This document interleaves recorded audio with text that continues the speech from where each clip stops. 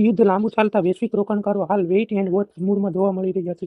Crude ઓઇલમાં તેજી અને એફઆઈઆઈની સતત વેચાલી વચ્ચે ભારતીય શેર બજારમાં દબાણ રહ્યું છે. જોકે ગયા સપ્તાહે રૂપિયામાં સુધારો આવતા બજારમાં થોડો સકારાત્મક ટ્રેન્ડ જોવા મળ્યો હતો. હવે આવતા સપ્તાહમાં રૂપિયો મજબૂત રહે તો બજારમાં વધુ સારો સુધારો શક્ય છે.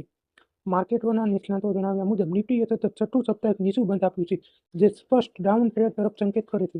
નિફ્ટી માટે 21,200 થી 22,200 ની રેન્જ ખૂબ જ મહત્વપૂર્ણ બની રહી છે. આ રેન્જમાંથી મજબૂત બ્રેકઆઉટ મળે છે તો ટ્રેડ બદલાયો માનવામાં આવશે.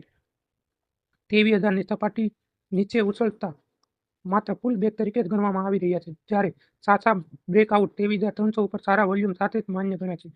ટેકનિકલ રીતે જોવામાં આવે તો નિફ્ટી 22,850 થી 23,000 પહેલો અવરોધ છે. ત્યારબાદ 23,300 અને જો બજારમાં જોરદાર તેજી આવે તો 23,800 થી 24,000 સુધી પણ જઈ શકે છે. હાલમાં 22,600 થી 22,900નું ઝોન ખૂબ મહત્વપૂર્ણ રેઝિસ્ટન્સ તરીકે નજરે પડે છે, જ્યારે 22,000નું લેવલ મજબૂત સપોર્ટ છે. આંતરરાષ્ટ્રીય સ્તરે ડોનાલ્ડ ટ્રમ્પ તરફથી ઈરાન અંગેના કરાયેલા આક્રમક નિવેદનોને કારણે રોકાણકારોમાં ચિંતા વધી છે અને મધ્ય પૂર્વમાં તણાવ વધવાની શક્યતા છે. ઉપરાંત અમેરિકામાં ફાર્મા આયાત પર ટેરિફ લાગવાની શક્યતાને કારણે ફાર્મા સેક્ટર પર પણ દબાણ ચાલુ રહી શકે છે. જોકે આઈટી સેક્ટરમાં વેલ્યુ બાઇંગના કેટલાક સંકેતો જોવા મળી રહ્યા છે.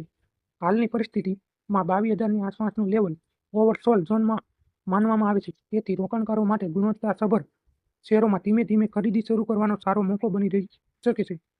આગામી દિવસોમાં રૂપિયાની દિશા અને વૈશ્વિક સંજોગોમાં બજાર માટે નિર્ણાયક સાબિત થઈ શકે છે.